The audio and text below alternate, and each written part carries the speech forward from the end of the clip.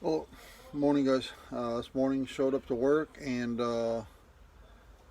coworker left the bus on Friday and told me that this unit had loss of power, and he went ahead and checked it and told me what he thought the issue was. The VGT on that turbo is not functioning, or it's not functioning. So basically, the little fins are closed. It's not allowing this turbo to spool up. So I'm going to go ahead and remove this turbo and tear it apart. Hopefully the VGT, the actuator is working. It's just that the little fins are stuck. So let me go ahead and take the sucker off. Well guys, on this one, let me go ahead and get that air filter box and air filter tubing off of there so I can go ahead and clear up some space. Well guys, there's your little trouble right there. Let me go ahead and get this turbo pipe, oil feed line, and that downpipe flange off. The oil feed tube is 10 millimeters too. This clamp here is 11. This clamp here is 11. And then of course we got the 15 millimeter nuts, 2 in front and 2 in the back. So let me go ahead and get those, and then back here you have the oil return tube. It's got a little 10 millimeter bolt with like a little plate holding that tube in, so you got to remove that one also. So can't see that one, but I'll show it to you once I pull it out. Let me go ahead and remove these.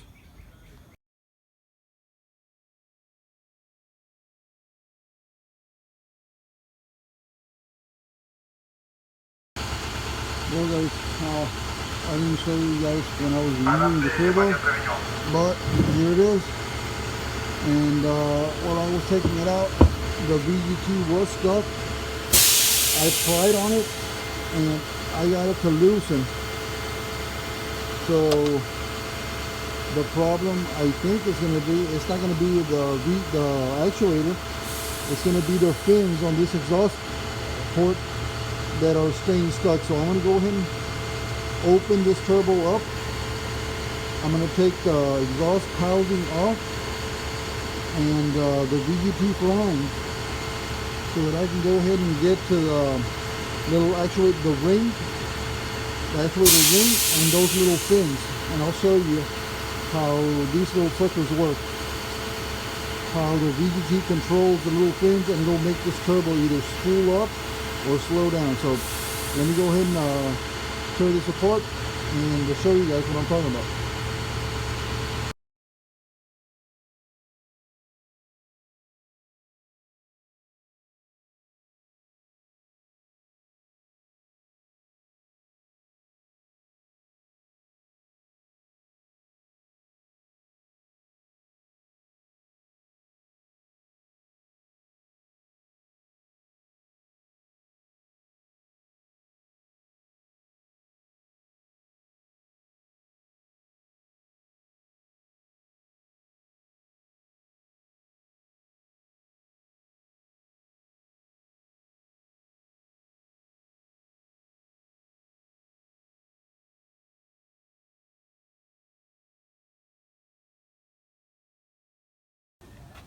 Well guys, now that we got that little inlet, I already took the liberty of loosening these bolts. There's 4 of them.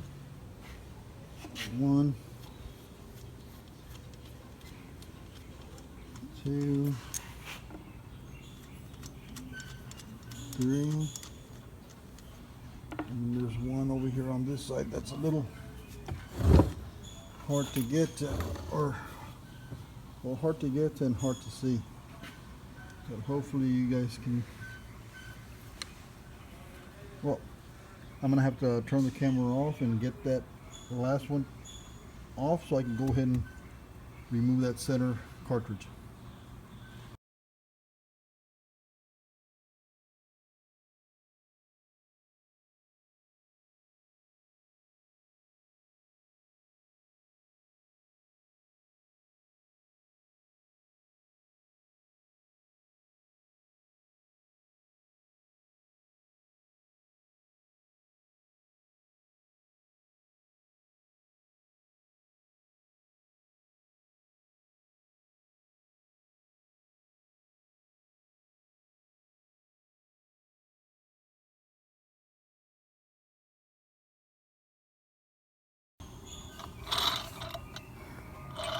I don't know if you guys can see those little air loins opening and closing.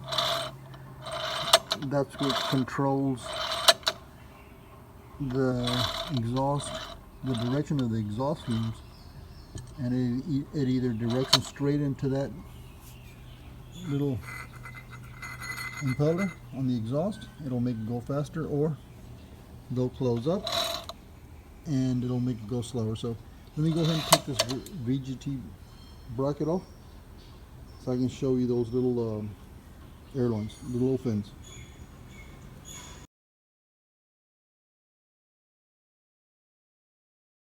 This bolt that's under that little control arm for that little VGT actuator, we have to remove that little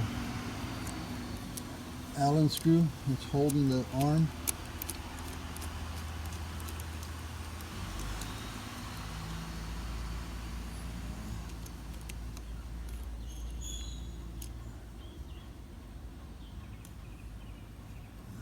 Oh guys, there you go. We loosened the, and sorry, it wasn't from the actual air loins, it was from the VGT itself. So take it off, you pull it forward, be able to get a socket in there, loosen the sucker up. So,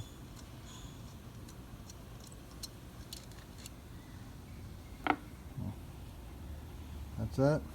Let me see if I can set up the camera so I can go ahead and take this apart. Oh, there we go guys. Let me go ahead and stand the turbo up.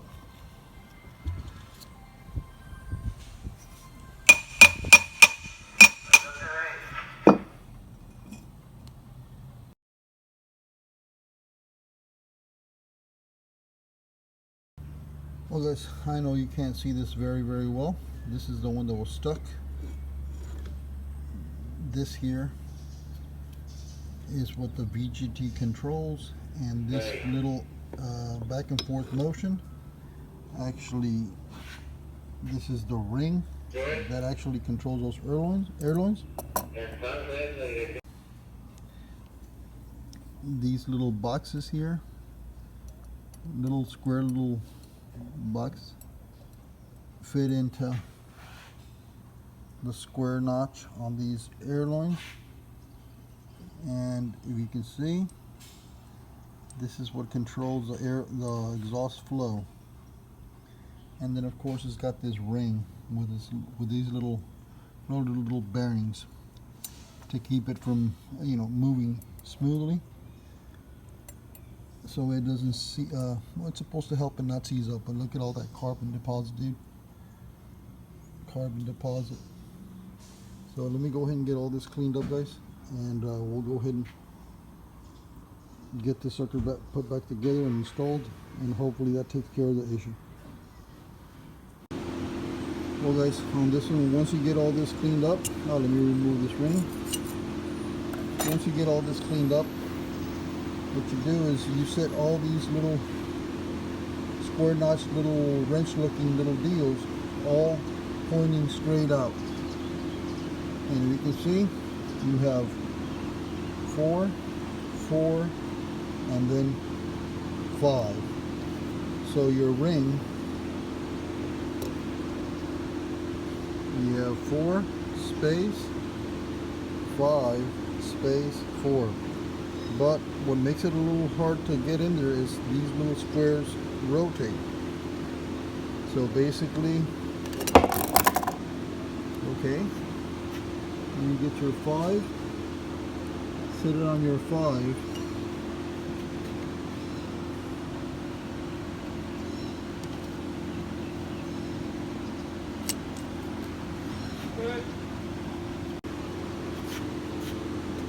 once you get them on there, it's going to be kind of hard for me to show you guys, but let me try. Once you get them on there, you have to make sure that the square lines up. Just turn the little squares so that they line up with the notch on that little wrench looking little deal. And if you can see, I mean, once you line up a few, you'll be able to kind of pivot and all you do is you continue lining them up. That one's alright. Alright, I got a few right there.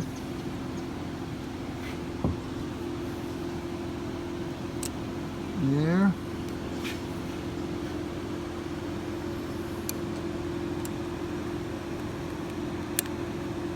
There.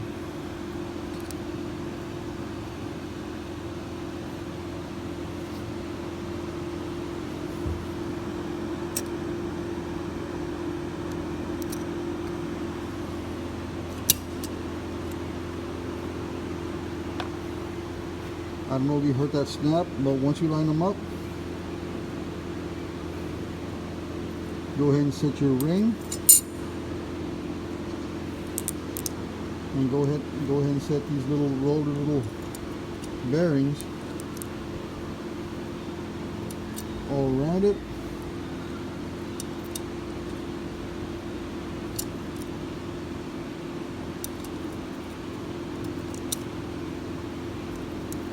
Sorry about the video quality, guys, but I mean, I'm doing this one-handed because, again, I keep forgetting my stand.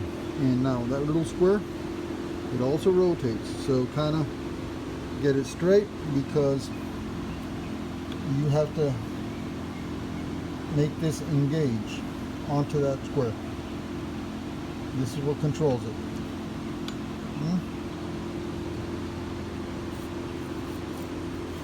That'll control the little airline. Yeah.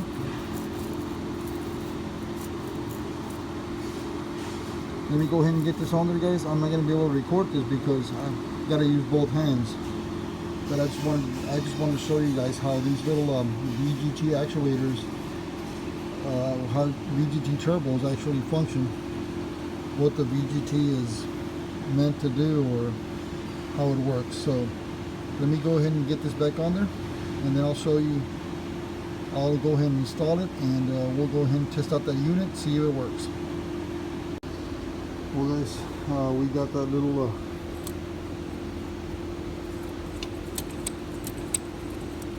cover back on there, and the VGT is working fine. Look at it now. Now they actually open all the way.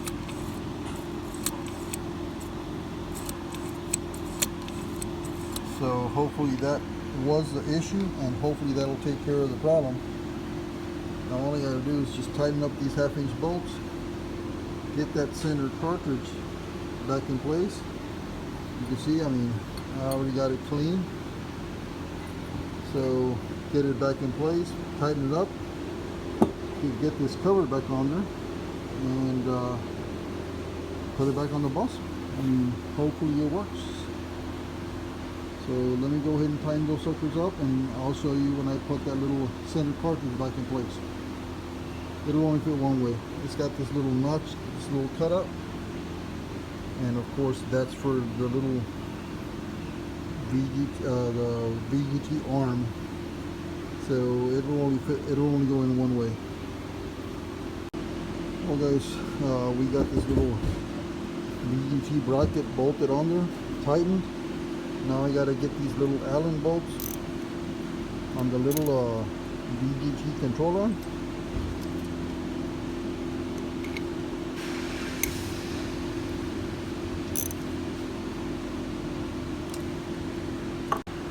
Okay, we got those little bolts on that little control arm, and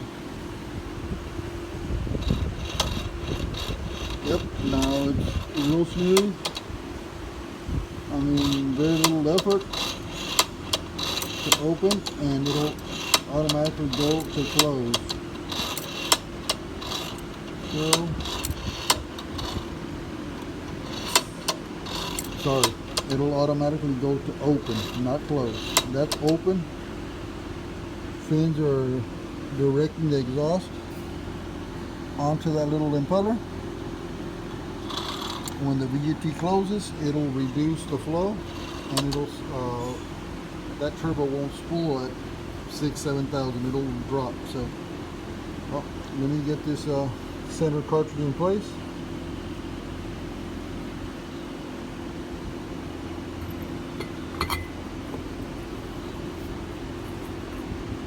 Sorry about that, guys. I'm doing this one-handed. And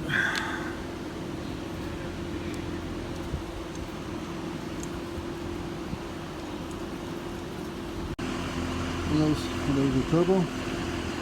Let me go ahead and get this little end it.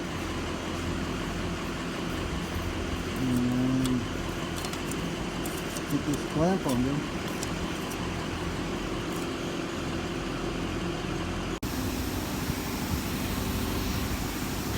Well guys, I'm going to leave this little intake port, the little housing on the compression little. I'm going to leave this loose because once I put it back on the unit, I want to be able to adjust this neck so that the little turbo tube going to the charger cooler is not bent out of shape or kink. Make sure that it's straight. These you can actually adjust them a bit to give you a better fit on that charger cooler tube. So let me go ahead and get this turbo back on there and let's see what happens.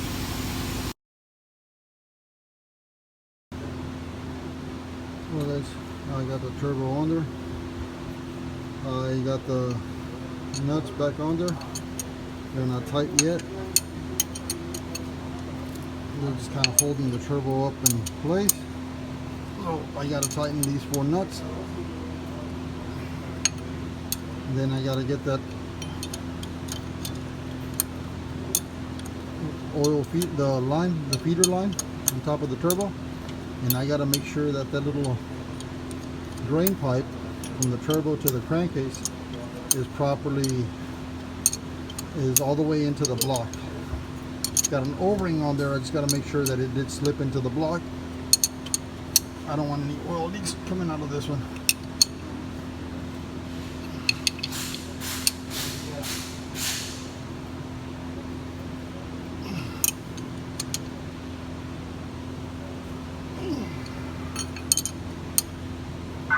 Well, let me go ahead and finish tightening this one up, guys.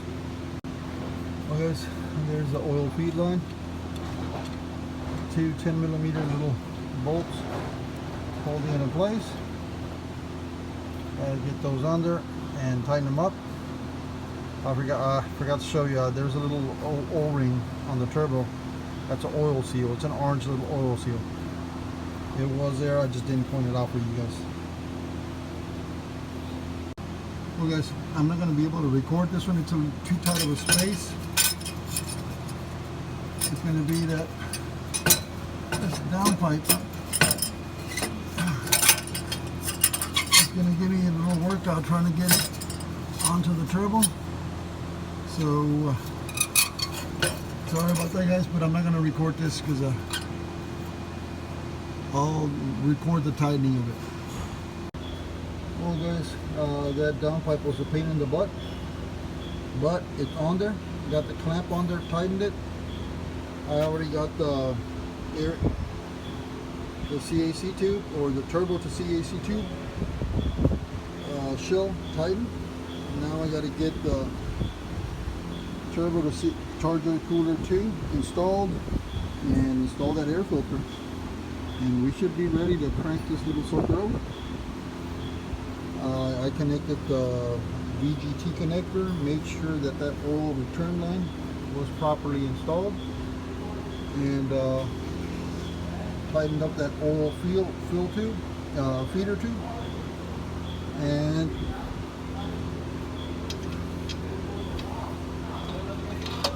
VGT is still loose, so I'm going to go ahead and get the rest of the parts on there, and then we'll crank it over and see what it does. Guys, let me go ahead and start the sucker up, and we'll go check the VGT, see if it's working.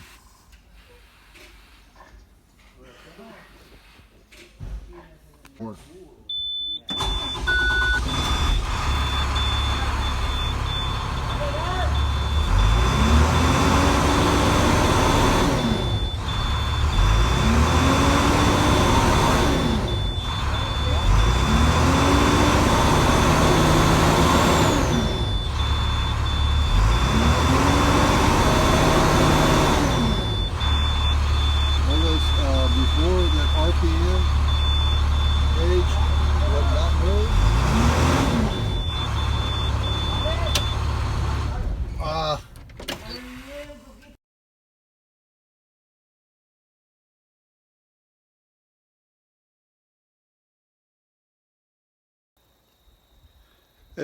Good afternoon, guys. Well, good evening. I mean, it's already a little late. I just want to make a little video about a project that we're going to be tackling in the next 2 to 3 days.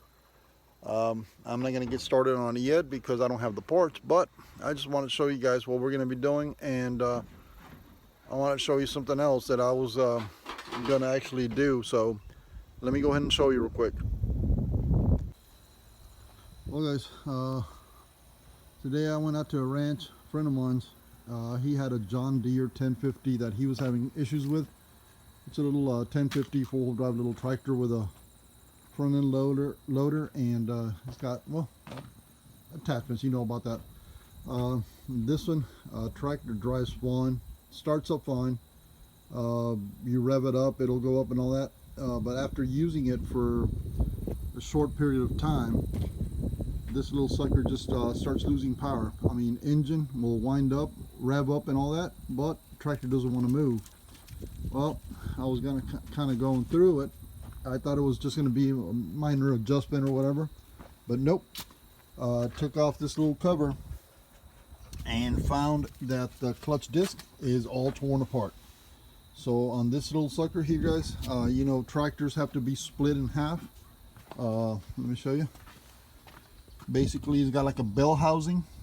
You unbolt all that and you split the engine from the tractor back end. So I'm gonna have to build up some bracing, some stands to hold up both halves while I split them, so I can go ahead and get in there and replace that pressure plate and clutch.